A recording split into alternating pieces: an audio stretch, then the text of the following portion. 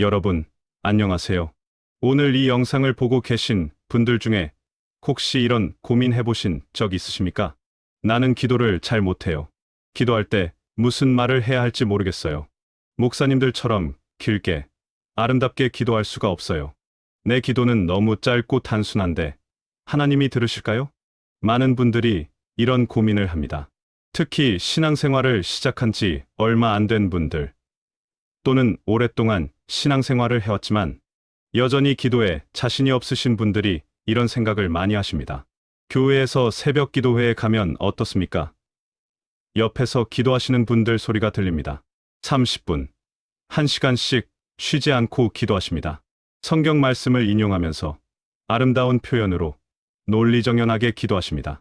그러면 우리는 주눅이 듭니다. 나는 저렇게 못하는데, 내 기도는 너무 초라한데.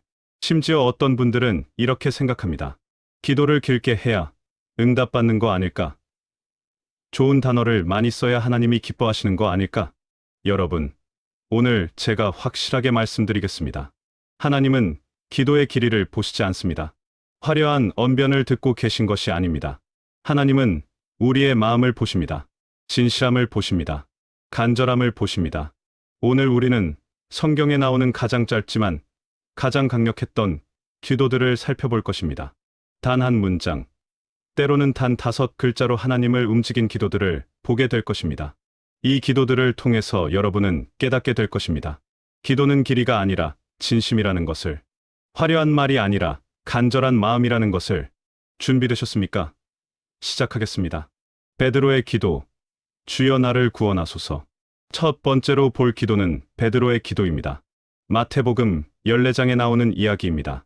예수님께서 오병이어의 기적을 행하신 후였습니다.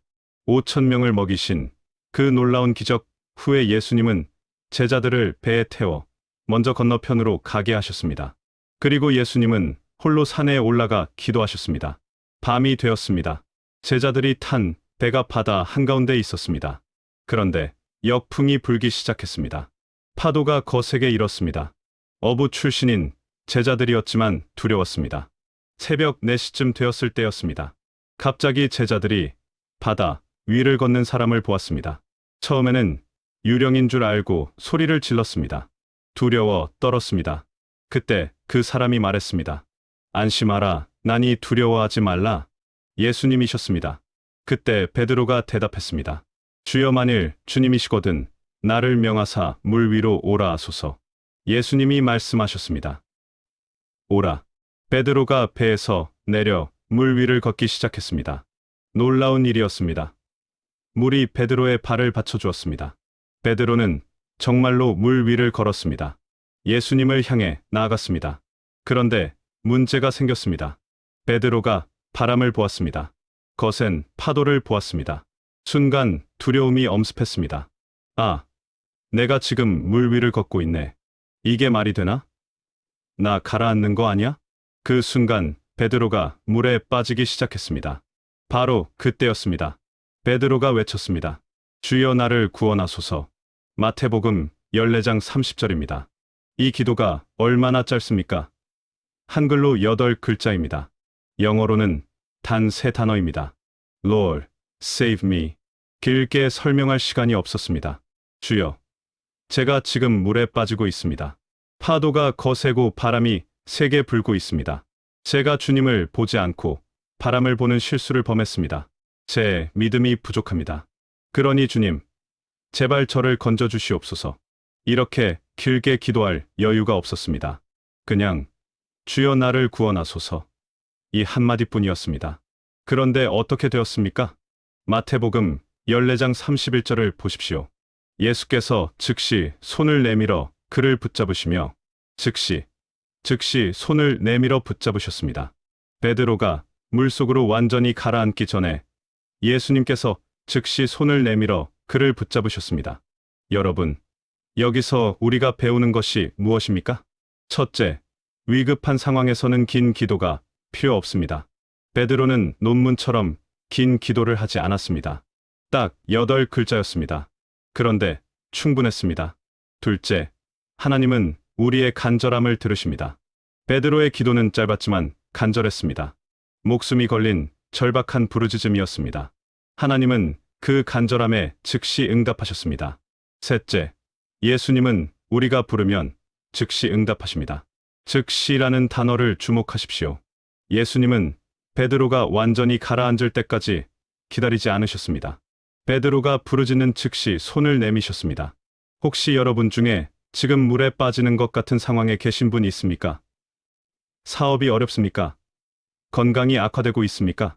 가정에 문제가 생겼습니까? 자녀 문제로 마음이 무겁습니까? 길게 기도할 여유가 없습니까? 뭐라고 기도해야 할지 모르겠습니까? 괜찮습니다. 베드로처럼 외치십시오. 주여 나를 구원하소서. 이 한마디면 충분합니다. 예수님은 즉시 손을 내미실 것입니다. 세리의 기도, 하나님이여 불쌍히 여기소서. 두 번째 기도는 누가복음 18장에 나오는 세리의 기도입니다. 예수님께서 비유로 말씀하신 이야기입니다. 두 사람이 성전에 기도하러 올라갔습니다. 한 사람은 바리새인이고 한 사람은 세리였습니다. 당시 사회에서 바리새인은 존경받는 사람이었습니다. 율법을 철저히 지키고 경건하게 살고 종교적으로 완벽해 보이는 사람들이었습니다. 반면에 세리는 죄인 취급을 받았습니다. 로마를 위해 동족에게서 세금을 거두는 사람들이었고 그 과정에서 부정한 방법으로 돈을 챙기기도 했습니다. 사람들은 세리를 멸시했습니다. 이 두 사람이 성전에 올라가 기도했습니다. 먼저 바리새인의 기도를 보겠습니다. 누가복음 18장 1-1에 1-2절입니다. 바리새인은 서서 따로 기도하여 이르되 하나님이여 나는 다른 사람들 곧 토색, 불에, 간음을 하는 자들과 같이 아니하고 이 세리와도 같이 아니함을 감사하나이다. 나는 일에 2번씩 금식하고 또 소득의 11조를 드리나이다. 바리새인의 기도가 깁니까? 짧습니까? 상당히 깁니다. 그리고 내용을 보면 자기 자랑으로 가득합니다. 나는 다른 사람들과 다릅니다. 나는 토색하지 않고 불의하지 않고 간음하지 않습니다. 저기 저 세리와도 다릅니다. 나는 일주일에 2번씩 금식합니다. 11조도 철저히 드립니다. 기도의 형식은 완벽했습니다. 종교적인 용어도 많이 사용했습니다. 자기가 행한 선한 일들을 다 나열했습니다. 겉으로 보기에는 훌륭한 기도 같았습니다. 그런데 이 기도에는 한 가지가 빠져 있었습니다. 회개가 없었습니다. 겸손이 없었습니다. 자기를 낮추는 것이 없었습니다. 오히려 자기를 높이고 다른 사람을 판단하고 자기 의를 내세웠습니다. 이제 세리의 기도를 보겠습니다. 누가복음 18장 13절입니다. 세리는 멀리 서서 감히 눈을 들어 하늘을 쳐다보지도 못하고 다만 가슴을 치며 이르되 하나님이여 불쌍히 여기소서 나는 죄인이로소이다. 세리의 기도가 얼마나 짧습니까? 한글로 12글자입니다. 하나님이여 불쌍히 여기소서 나는 죄인이로소이다. 바리새인의 기도와 비교해 보십시오. 바리새인은 자기가 한 일들을 길게 나열했습니다. 세리는 단 한 가지만 고백했습니다. 나는 죄인입니다. 바리새인은 떳떳하게 섰습니다. 세리는 멀리 서서 감히 눈을 들지도 못했습니다. 바리새인은 자기를 다른 사람과 비교하며 우월감을 느꼈습니다. 세리는 가슴을 치며 자기 죄를 통회했습니다. 바리새인은 자기 의를 내세웠습니다. 세리는 하나님의 긍휼을 구했습니다. 그런데 예수님께서 이렇게 말씀하셨습니다. 누가복음 18장 14절입니다. 내가 너희에게 이르노니 이에 저 바리새인이 아니라 이 사람이 의롭다 하심을 받고 그의 집으로 내려갔느니라. 무릇 자기를 높이는 자는 낮아지고 자기를 낮추는 자는 높아지리라. 누가 의롭다 하심을 받았습니까? 긴 기도를 한 바리새인입니까? 아닙니다. 짧은 기도를 한 세리입니다. 왜 그렇습니까? 하나님은 기도의 길이를 보시지 않습니다. 얼마나 많은 종교적 용어를 사용했는지, 얼마나 논리정연하게 기도했는지, 이런 것을 보시지 않습니다. 하나님은 마음을 보십니다. 겸손한 마음을 보십니다. 자기 죄를 인정하는 진실한 마음을 보십니다. 세리의 기도는 짧았지만 진실했습니다. 화려하지 않았지만 겸손했습니다. 종교적으로 세련되지 않았지만 마음으로부터 우러나온 것이었습니다. 하나님이여 불쌍히 여기소서. 이 기도가 하늘을 움직였습니다. 시편 51편 17절에 이런 말씀이 있습니다. 하나님께서 구하시는 제사는 상한 심령이라 하나님이여 상하고 통회하는 마음을 주께서 멸시하지 아니하시리이다. 하나님께서 구하시는 것이 무엇입니까? 긴 기도입니까? 아닙니다. 상한 심령입니다. 상하고 통회하는 마음입니다.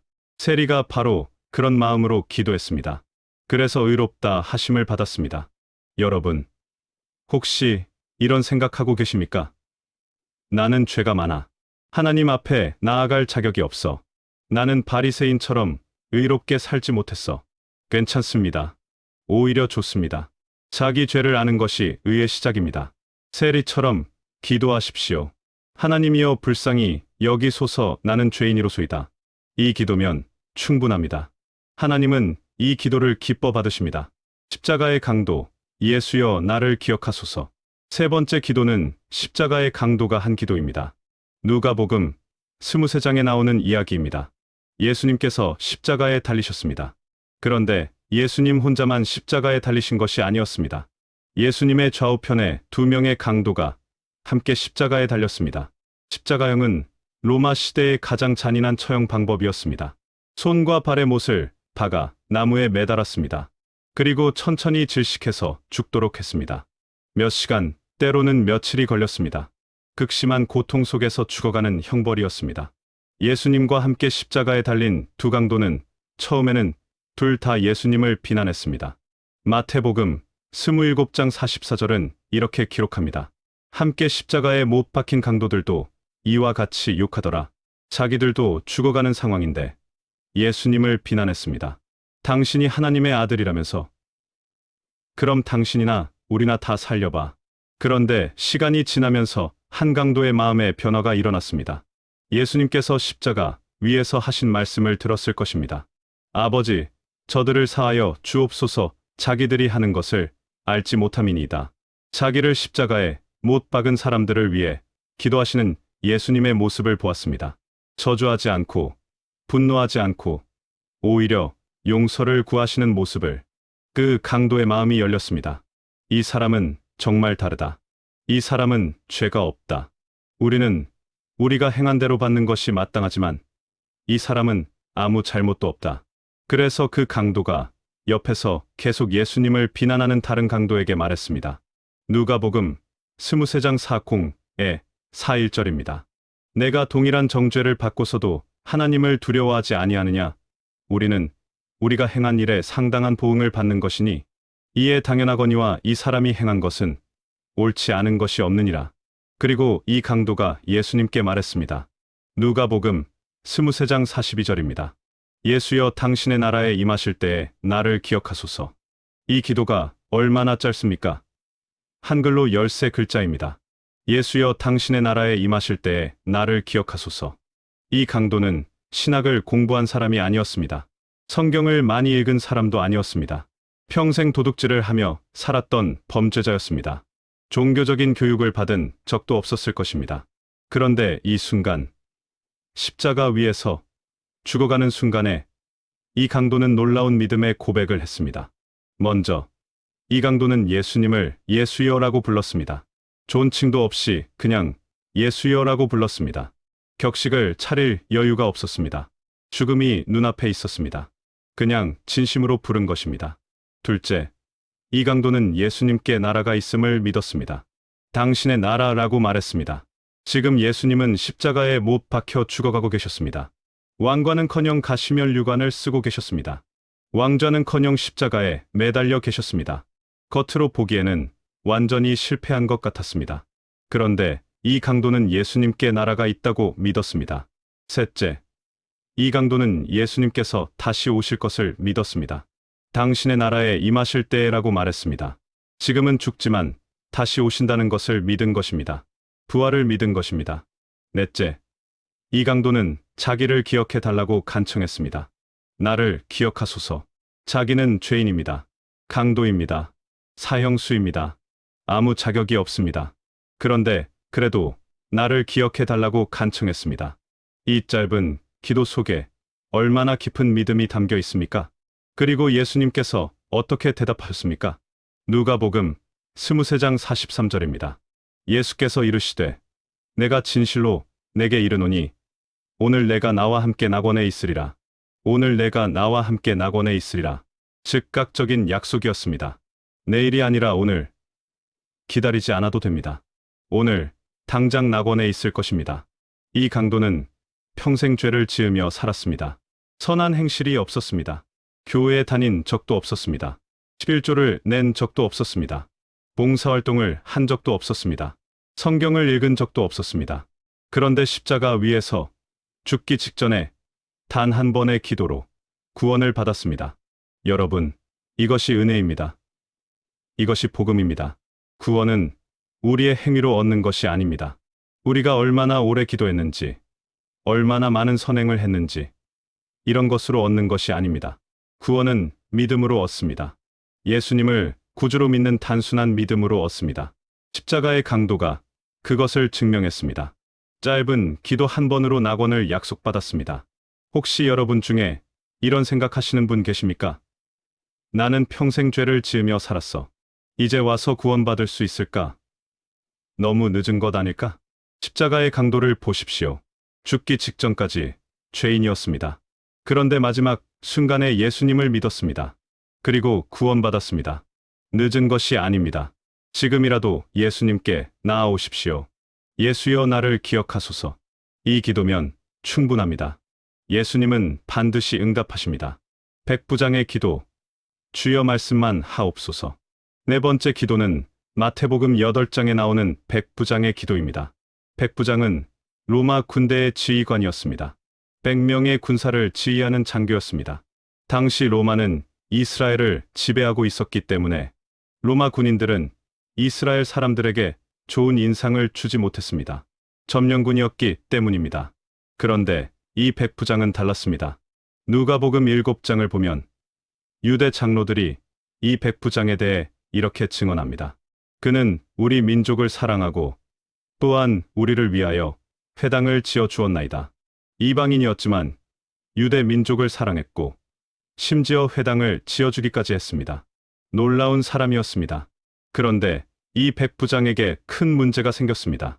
그의 하인이 중풍병으로 집에 누워 심히 괴로워했습니다. 중풍병은 당시의 불치병이었습니다. 사지가 마비되고 극심한 고통을 겪는 병이었습니다. 백부장은 이 하인을 사랑했습니다.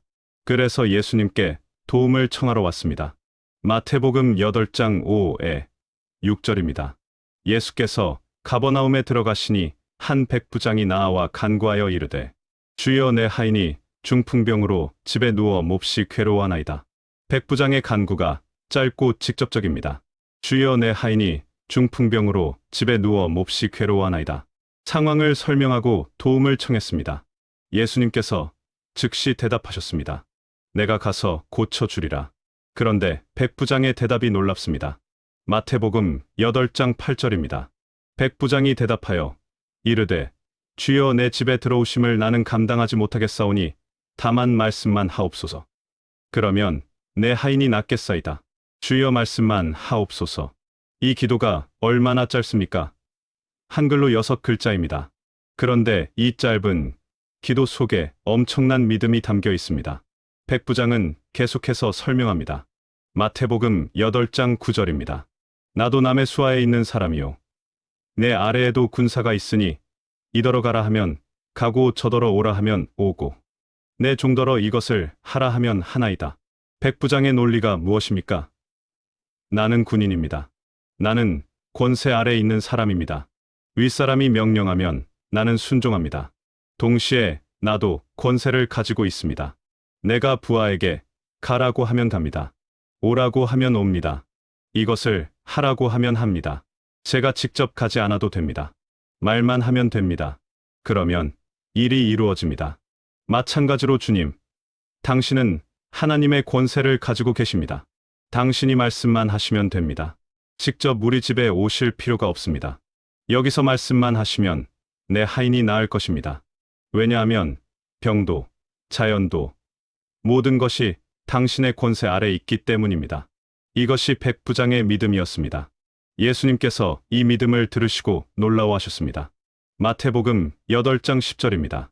예수께서 들으시고 놀랍게 여겨 따르는 자들에게 이르시되 내가 진실로 너희에게 이르노니 이스라엘 중 아무에게서도 이만한 믿음을 보지 못하였노라.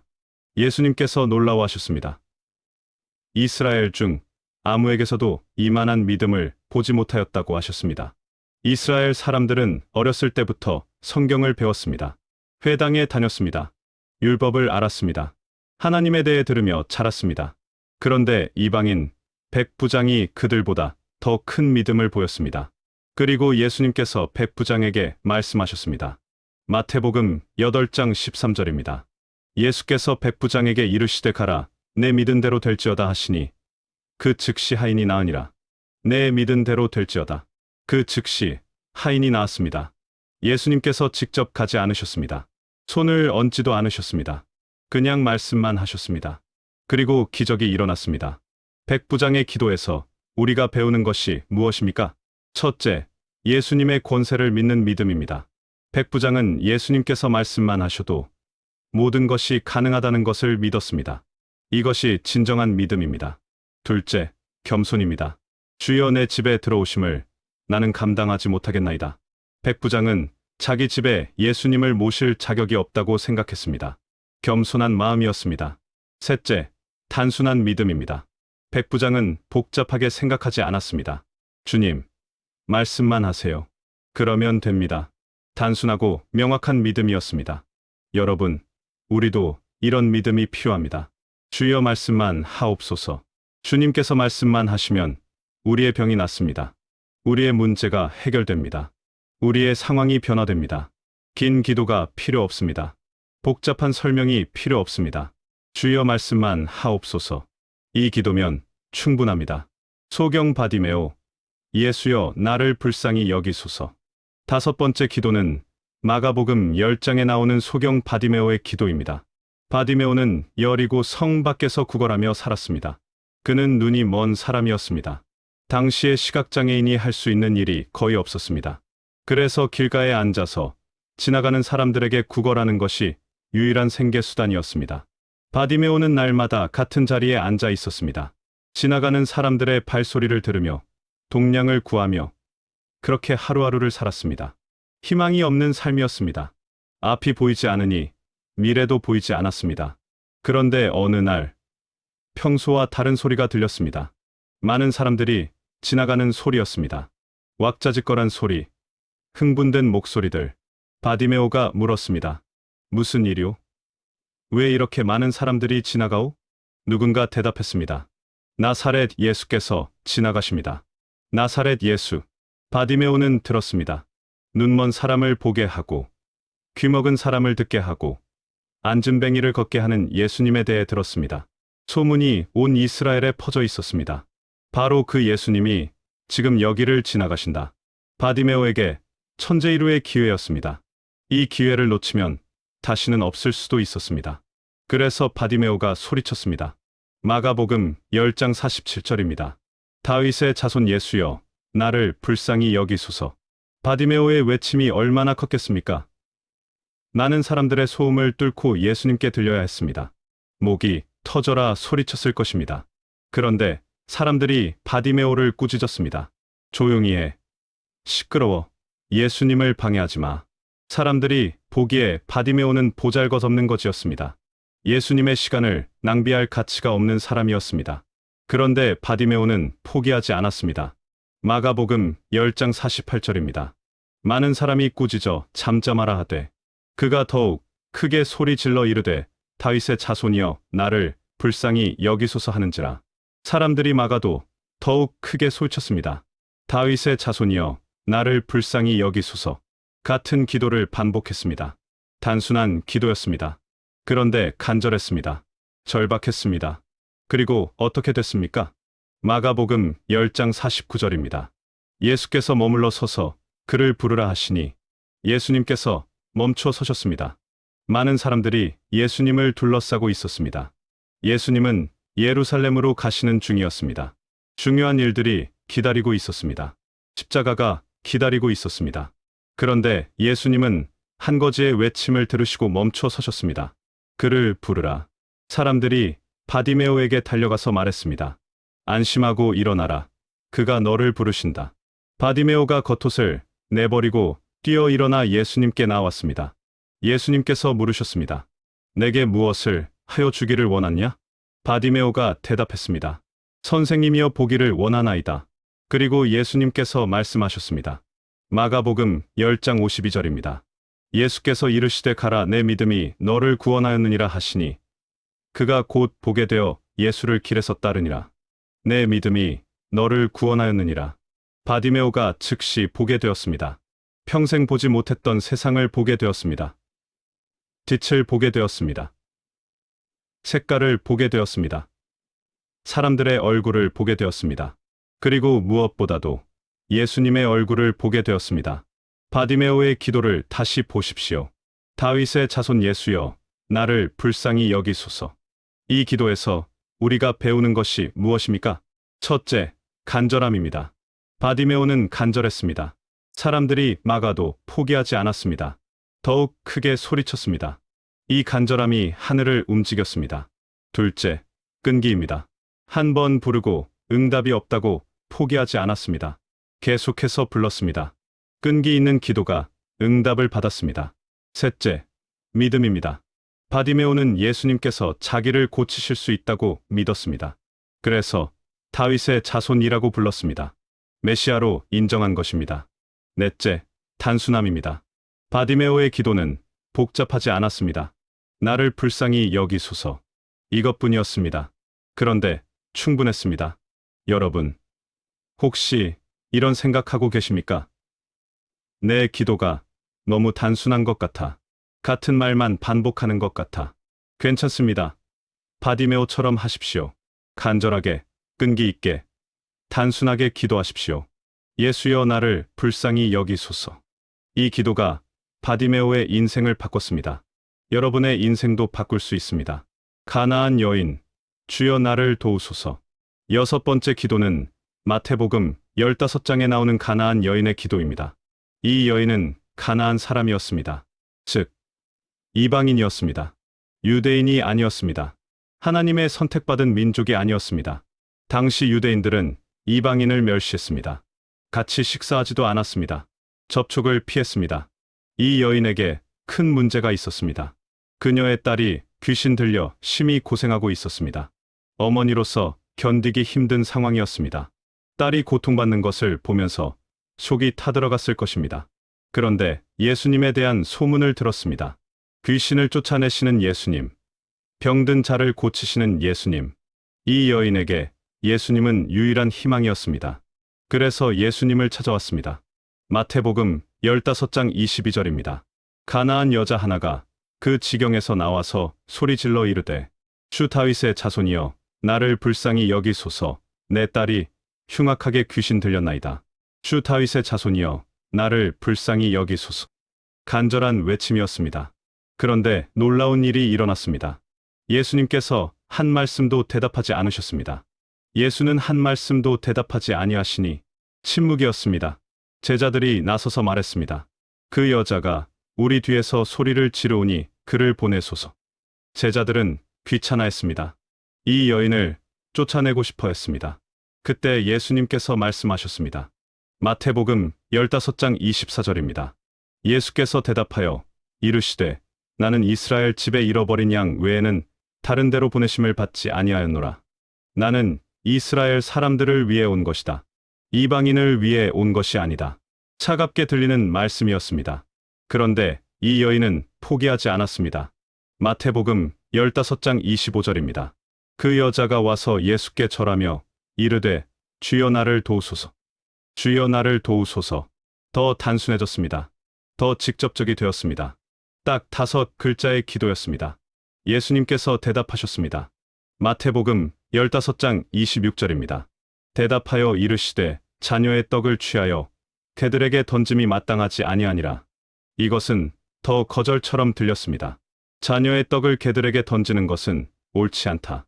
여기서 자녀는 이스라엘 백성을 의미하고 개는 이방인을 의미하는 것이 당시 유대인들의 표현이었습니다. 보통 사람이었다면 여기서 화를 내거나 포기했을 것입니다. 그런데 이 여인은 달랐습니다. 마태복음 15장 27절입니다. 여자가 이르되 주여 올소이다마는 개들도 제 주인의 상에서 떨어지는 부스러기를 먹나이다. 엘리야의 기도, 여호와여 응답하소서. 일곱 번째 기도는 열왕기상 18장에 나오는 엘리야의 기도입니다. 엘리야는 위대한 선지자였습니다. 하나님의 말씀을 전하는 사명을 받았습니다. 그런데 그가 살던 시대는 영적으로 어두운 시대였습니다. 아합 왕이 다스리고 있었고 그의 아내 이세벨이 바알 숭배를 이스라엘에 퍼뜨렸습니다. 참 하나님을 섬기는 사람이 거의 없었습니다. 엘리야는 아합 왕에게 도전했습니다. 갈멜산에서 결판을 내자. 바알의 선지자 450명과 아세라의 선지자 400명을 다 모아라. 그리고 누가 참 하나님인지 증명하자. 드디어 그날이 왔습니다. 갈멜산에 엘리야 혼자 서 있었습니다. 맞은편에는 바알과 아세라의 선지자 850명이 서 있었습니다. 그리고 이스라엘 백성들이 모여서 지켜보고 있었습니다. 규칙은 간단했습니다. 각각 제단을 쌓고 제물을 올려놓되 불은 놓지 않는 것입니다. 그리고 기도해서 하늘에서 불이 내려와 제물을 태우는 신이 참 신이라는 것이었습니다. 바알 선지자들이 먼저 시작했습니다. 아침부터 저녁까지 기도했습니다. 바알이여, 우리에게 응답하소서. 소리를 지르고 춤을 추고 심지어 칼과 창으로 자기 몸을 찔러 피를 흘리기까지 했습니다. 그런데 아무 응답이 없었습니다. 불도 내려오지 않았고 소리도 없었고 아무것도 일어나지 않았습니다. 이제 엘리야의 차례가 되었습니다. 엘리야는 무너진 여호와의 제단을 다시 쌓았습니다. 12돌을 가져다가 이스라엘 12지파를 상징하는 제단을 쌓았습니다.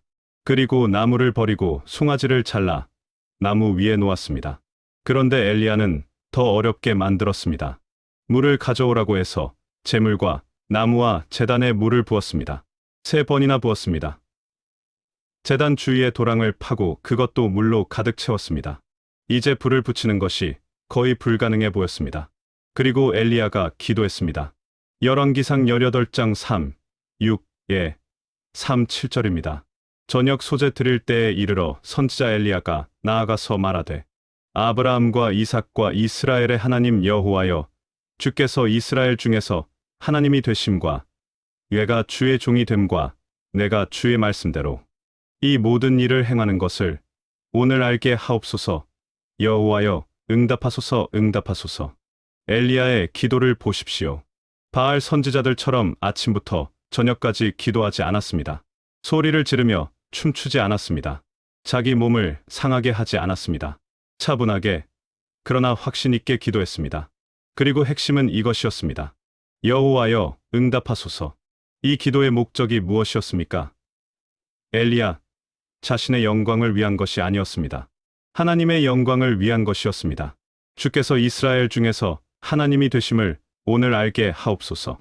이 백성들이 주께로 돌아오게 하옵소서. 그리고 어떻게 됐습니까? 열왕기상 18장 38절입니다. 이에 여호와의 불이 내려와서 번제물과 나무와 돌과 흙을 다 태우고 또 도랑에 물을 핫았더라. 하늘에서 불이 내려왔습니다. 번제물만 태운 것이 아니었습니다. 나무도 돌도 흙까지 다 태웠습니다. 심지어 도랑에 있던 물까지 다 말라버렸습니다. 엄청난 기적이었습니다. 백성들이 이것을 보고 어떻게 반응했습니까? 열왕기상 18장 39절입니다. 모든 백성이 보고 엎드려 말하되 여호와 그는 하나님이시로다. 여호와 그는 하나님이시로다 하니 백성들이 무릎을 꿇었습니다. 여호와 그는 하나님이시로다 라고 고백했습니다. 엘리야의 기도가 이루어졌습니다. 이 이야기에서 우리가 배우는 것이 무엇입니까? 첫째, 기도의 목적이 중요합니다. 엘리야는 자기를 위해 기도하지 않았습니다. 하나님의 영광을 위해 백성들이 하나님께 돌아오도록 기도했습니다. 이런 기도를 하나님은 반드시 응답하십니다. 둘째, 확신이 있는 기도가 중요합니다. 엘리야는 확신이 있었습니다. 하나님께서 응답하실 것을 의심하지 않았습니다. 그래서 물까지 붓는 과감한 행동을 할 수 있었습니다. 셋째, 간단한 기도로도 충분합니다. 엘리야의 기도는 길지 않았습니다. 핵심은 여호와여 응답하소서였습니다. 이 간단한 기도가 하늘을 움직였습니다. 여러분, 혹시 내 기도가 효과가 있을까? 라고 의심하고 계십니까? 엘리야를 보십시오. 그는 우리와 똑같은 사람이었습니다. 야고보서 5장 17절은 이렇게 말합니다. 엘리야는 우리와 성정이 같은 사람이로되 그가 비가 오지 않기를 간절히 기도한즉 3년 6개월 동안 땅에 비가 오지 아니하였고 엘리야도 우리와 같은 사람이었습니다. 그런데 그의 기도가 하늘을 움직였습니다. 여호와여 응답하소서. 이 기도로 충분합니다. 확신을 가지고 기도하십시오. 이제 예수님께서 기도에 대해 직접 가르쳐 주신 말씀들을 보겠습니다. 마태복음 6장에 산상수훈이 나옵니다.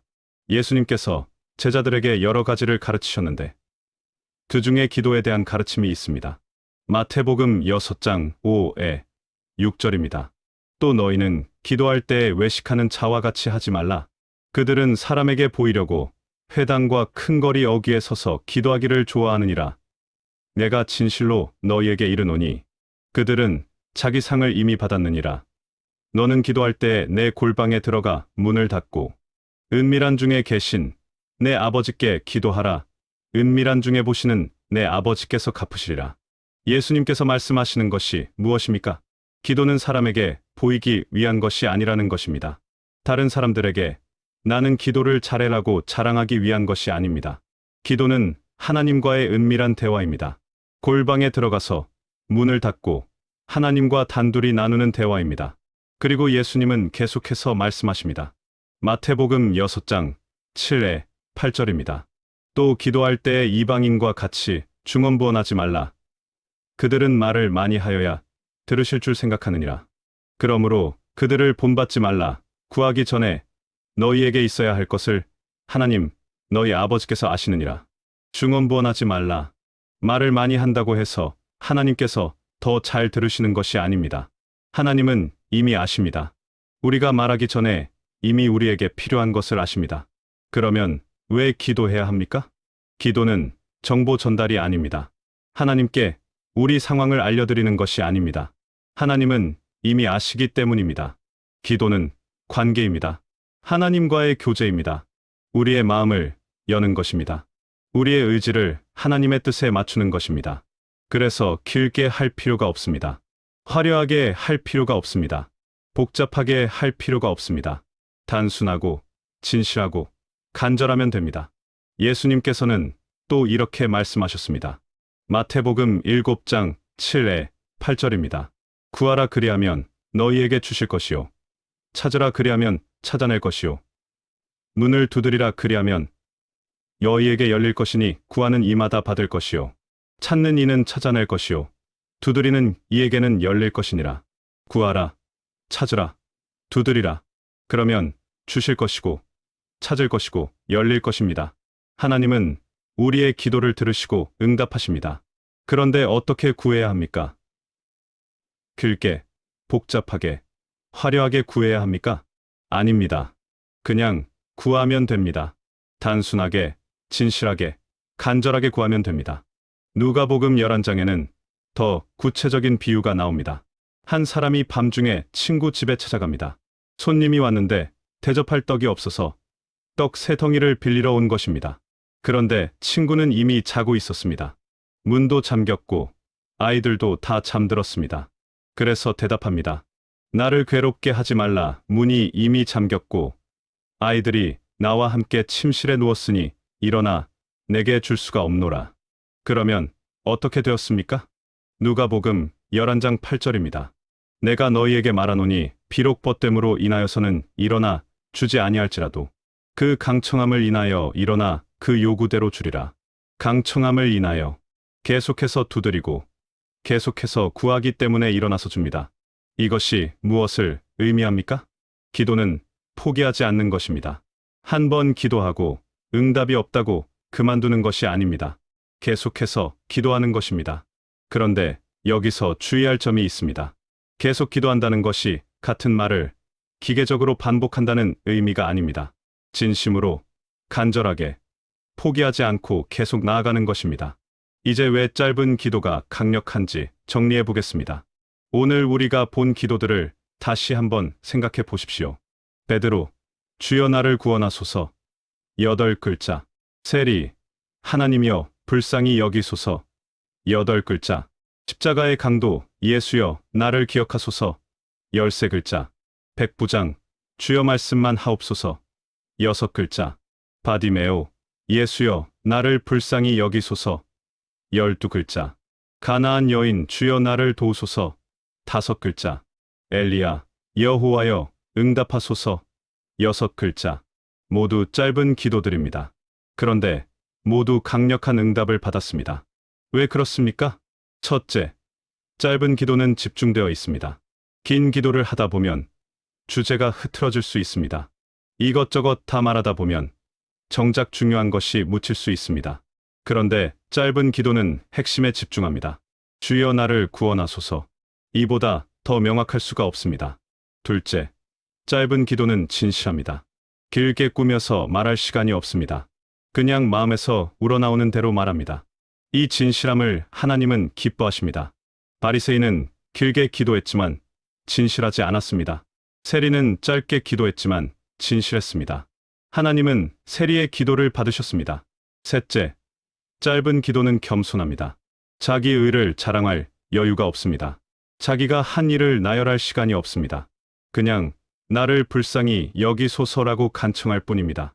이 겸손을 하나님은 높이십니다. 넷째, 짧은 기도는 간절합니다. 목숨이 걸린 상황에서는 긴 설명을 할 수 없습니다. 물에 빠진 베드로는 신학적 논증을 펼칠 여유가 없었습니다. 그냥 주여 나를 구원하소서 라고 외쳤습니다. 이 간절함이 하늘을 움직였습니다. 다섯째, 짧은 기도는 믿음을 나타냅니다. 백부장은 말씀만 하옵소서라고 했습니다. 긴 설득이 필요 없었습니다. 예수님께서 말씀만 하시면 된다고 믿었습니다. 이 믿음을 예수님은 칭찬하셨습니다. 여섯째, 짧은 기도는 누구나 할 수 있습니다. 긴 기도를 하려면 훈련이 필요합니다. 어떻게 시작해야 할지, 무슨 말을 해야 할지, 어떻게 끝내야 할지 배워야 합니다. 그런데 짧은 기도는 누구나 할 수 있습니다. 어린아이도, 처음 신앙생활을 시작한 사람도, 교육받지 못한 사람도 누구나 주여, 나를 도우소서라고 외칠 수 있습니다. 이것이 하나님의 은혜입니다. 하나님은 우리가 잘하기를 기다리시는 것이 아닙니다. 우리가 나아오기를 기다리십니다. 어떤 모습으로든, 어떤 말로든 그냥 나아오기를 원하십니다. 그렇다면 우리는 어떻게 기도해야 합니까? 첫째, 부담을 내려놓으십시오.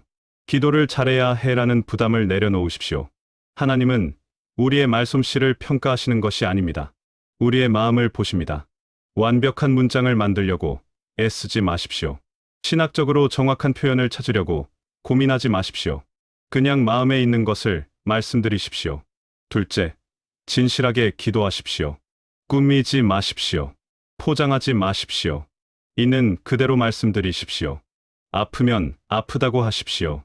두려우면 두렵다고 하십시오. 화가 나면 화가 난다고 하십시오. 하나님은 이미 아십니다. 우리가 숨길 수 없습니다. 시편을 보면 다윗이 얼마나 솔직하게 기도하는지 알 수 있습니다. 때로는 화를 내고, 때로는 원망하고, 때로는 슬퍼하고, 그런데 그 모든 것을 하나님께 솔직하게 말씀드립니다. 우리도 그렇게 해야 합니다. 셋째, 간결하게 기도하십시오. 길게 할 필요가 없습니다. 핵심만 말씀드리면 됩니다. 주여, 제가 지금 어려움을 겪고 있습니다. 도와주소서. 하나님, 제가 결정을 내려야 하는데 모르겠습니다. 지혜를 주소서. 예수님, 제가 두렵습니다. 함께해 주소서. 이것으로 충분합니다. 넷째, 반복해서 기도하십시오. 한 번 기도하고 끝이 아닙니다. 계속해서 기도하십시오. 바디메오처럼 사람들이 막아도 계속 부르십시오. 가나안 여인처럼 거절당하는 것 같아도 포기하지 마십시오. 같은 기도를 반복하는 것을 두려워하지 마십시오. 하나님은 우리의 간절함을 보십니다. 다섯째, 믿음으로 기도하십시오. 하나님께서 들으신다는 것을 믿으십시오. 하나님께서 응답하신다는 것을 믿으십시오. 의심하면서 기도하지 마십시오. 혹시 안 들리시나? 혹시 응답 안 하시나? 이렇게 의심하지 마십시오. 야고보서 1장 6에 7절은 이렇게 말합니다. 오직 믿음으로 구하고 조금도 의심하지 말라. 의심하는 자는 마치 바람에 밀려 요동하는 바다, 물결 같으니 이런 사람은 무엇이든지 쉽게 얻기를 생각하지 말라. 믿음으로 구하십시오. 그러면 받을 것입니다. 여섯째, 하나님의 뜻을 구하십시오. 우리의 원하는 것만 말씀드리지 마십시오. 하나님의 뜻이 무엇인지 구하십시오. 우리의 원하는 것을 말씀드리되 결국은 하나님의 뜻대로 되기를 구해야 합니다. 오늘 우리는 성경에 나오는 가장 짧지만 가장 강력한 기도들을 살펴봤습니다. 베드로의 주여 나를 구원하소서, 세리의 하나님이여 불쌍히 여기소서, 십자가의 강도의 예수여 나를 기억하소서, 백부장의 주여 말씀만 하옵소서, 바디메오의 예수여 나를 불쌍히 여기소서, 가나안 여인의 주여 나를 도우소서, 엘리야의 여호와여 응답하소서. 이 짧은 기도들이 모두 하늘을 움직였습니다. 여러분, 이제 알겠습니까? 기도는 길이가 아닙니다. 화려한 언변이 아닙니다. 신학적 정확성이 아닙니다. 기도는 진심입니다. 겸손입니다. 간절함입니다. 믿음입니다. 하나님은 우리의 말을 듣기 전에 이미 우리의 마음을 보십니다. 그래서 우리는 부담 없이 하나님께 나아갈 수 있습니다. 주여 나를 도우소서. 이 한마디면 충분합니다. 하나님이여 불쌍히 여기소서. 이 기도로 충분합니다. 여러분이 지금 어떤 상황에 있든지, 어떤 문제를 겪고 있든지 하나님께 나아가십시오. 길게 설명할 필요 없습니다. 복잡하게 포장할 필요 없습니다. 그냥 진심으로, 간절하게, 단순하게 기도하십시오. 주여 저를 도와주소서. 하나님은 반드시 응답하십니다. 베드로가 물에 빠질 때 즉시 손을 내밀어 붙잡으셨던 예수님. 바로 그 예수님께서 오늘도 여러분의 기도를 들으시고 응답하실 것입니다. 오늘부터 기도에 대한 부담을 내려놓으십시오. 그리고 단순하게, 진실하게, 담대하게 하나님께 나아가십시오. 주여 나를 불쌍히 여기소서. 이 기도가 여러분의 인생을 변화시킬 것입니다. 기도하시겠습니까? 지금 이 순간 여러분의 마음에 있는 것을 하나님께 말씀드리십시오. 길지 않아도 됩니다. 완벽하지 않아도 됩니다. 그냥 진심으로 말씀드리십시오. 하나님은 듣고 계십니다. 하나님은 응답하실 것입니다. 믿음으로 나아가십시오. 하나님의 은혜가 여러분과 함께하기를 기도합니다. 구독과 좋아요 꼭 눌러주세요. 감사합니다.